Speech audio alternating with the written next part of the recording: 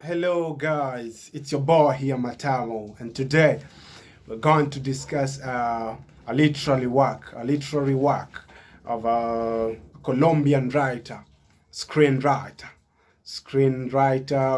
short story writer. He's an author, a novelist, and also a journalist. And in Colombia, they called him a Gabito as a journalist. But the author is known as Gabriel Garcia Marquez. So he was born in Arasata, in Colombia, and then he died in Mexico City.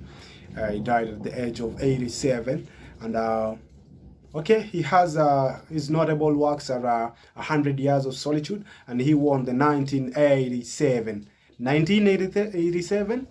Nobel Prize, Nobel Literature Prize, isn't it? Okay, so the story is actually it's a short story genre of magical realism, and this story is known as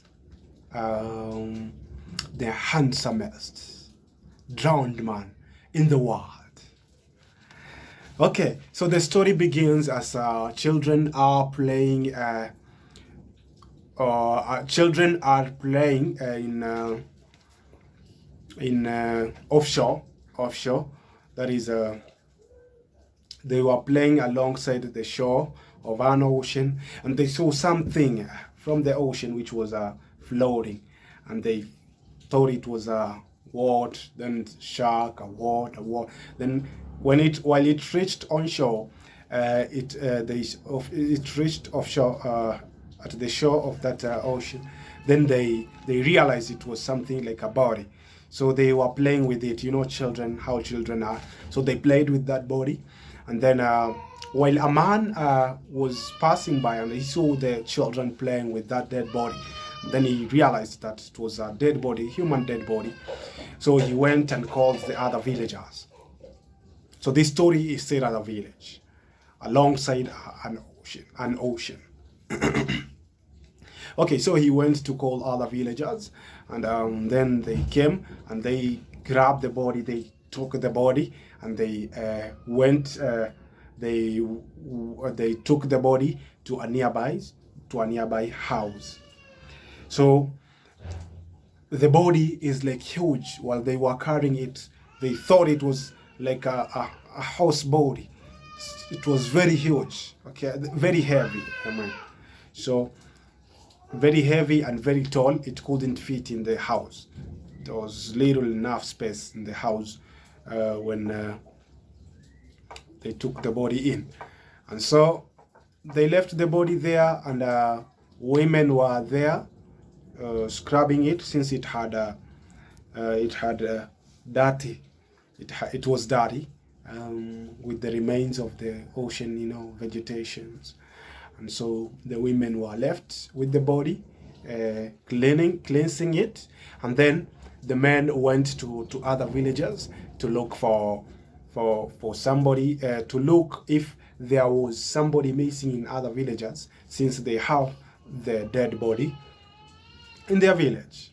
And so we are told that even the men are very few in that village.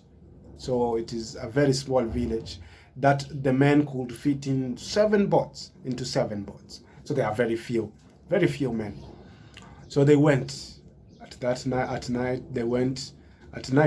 They didn't go for fishing. So they went to look for the relatives of that body. So the women were left cleansing the body. While they were cleansing it, wow, they started imagining. There was no room. There was no room for imagination. While they saw the body of that corpse. It was very, very handsome, very, very handsome, and so he had a very masculine body. He looks strong. So the women were they were like fall in love with that body. They loved him. They were imagining that if this man had lived, he could have a very huge house with very wide doors so that he could pass, because he was very huge, taller than everybody in that village. Even the pants of the tallest men, of the thickest human body, or the thickest person in that village, could not fit into this dead body.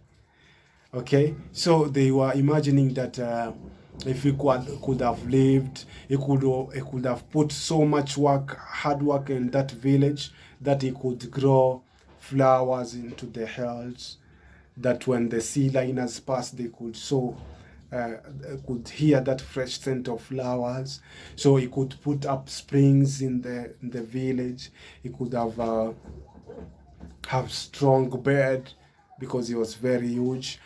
So while they were imagining cleansing the body, and they saw its handsomeness, they were like disposing the fact that their men are also like handsome, and so they looked down upon their men.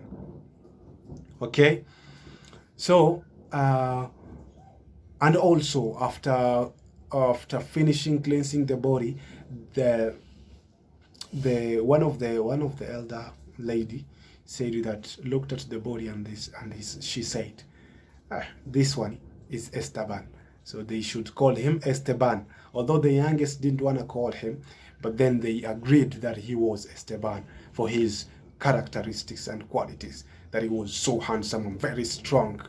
Okay, so some of them had him had a few disappointing remarks about him, that they imagined that if he could have been alive, he could have been very shy when welcomed into one's house, that he could not sit if he was given a stool, as a couch or a stool.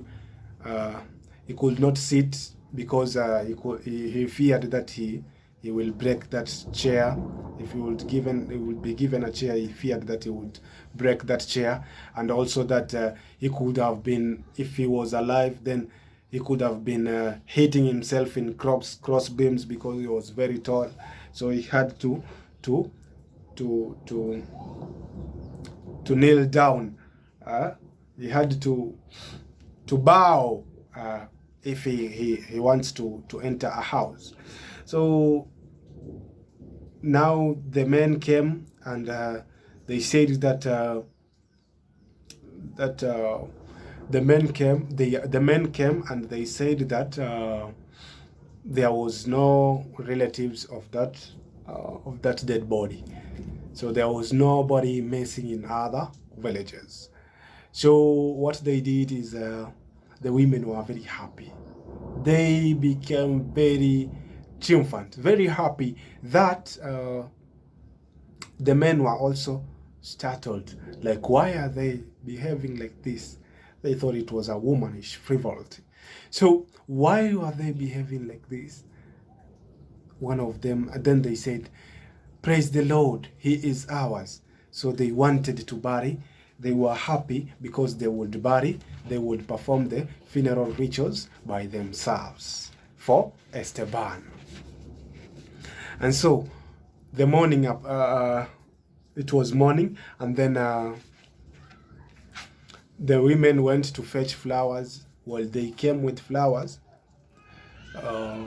they met other women in other villages, and then they told them about their story about Esteban, and then they came also, and while they reached there, they cried, and then they went to fetch other flowers, fetched more women, then came. So it was a process, like the whole village was filled with people. There was nobody, and a lot of flowers. And so in burying this corpse of Esteban, they said that Esteban's memory have to live in within us. So what do they have to do so that they could always remember Esteban? So now they change.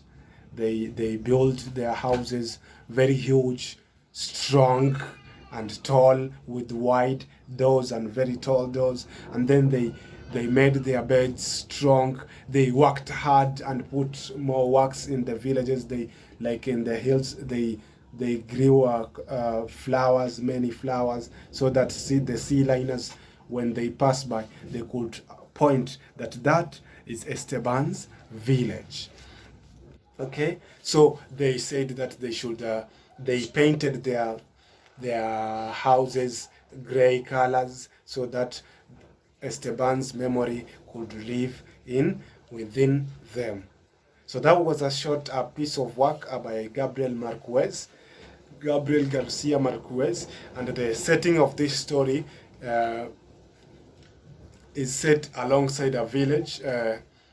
Is set in a village which is alongside an ocean, and in this village, it is very small village with few people.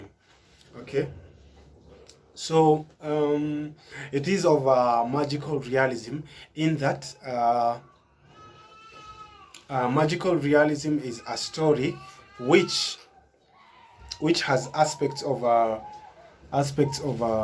magic, of fantastic events, and also of reality. So in this story, we are finding that they got, while they got the body, they believed so much in myths. So this is like a myth. So Esteban is like a myth, a heroic figure who transformed these villagers. Okay. So it is of magical realism, in that it contains aspects of magic, that the dead body could change them, and they believed in it as a heroic figure. And then aspects of reality, whereby it is the sea liners could pass and point to that village which has flowers, and said that it was Esteban's village. That says to us that it is a village which could also be dead to present. Okay, it could be reached like in reality. It is a village which is real. And so one of the main theme is transformation. So transformation, which is change. So before they saw the body and performed it funeral for burial, and performed it funeral preparations for it. Before they saw the body, they were like these villagers were like illiterate at some point, that they could not be able to build huge houses, big houses with wider doors, with strong beds, with they could not put hard work. You see, something like hard work, and then grow flowers, put up springs at the hills, you see. But when they saw the body, when they got Esteban, which is the body, they had that ability to do all these things from their village. Okay, so that is the main theme in the story, which is change. Thank you so much for watching this, and I would also like to tell you to subscribe to this channel. And another thing, I will give you one of the best styles which is in this story, which is allusion. So we get allusion in the name Esteban. So Esteban is like a heroic figure. Okay, so Esteban refers to this heroic figure. So which is like, so the story first, let me tell you about the story. So the story is like referred to like in the Bible, which is the story of Jonah. I hope you all know about it. And so that is like biblical allusion. Then we have historical allusion. We have Estevanico, who is an African who explored most parts in the New World in the 1500s. And then there was also Saint Stephen, who is the first Christian martyr, and his English name was like Esteban. So that Esteban was like an allusion. Okay, so it is the story is a myth. They believed in Esteban.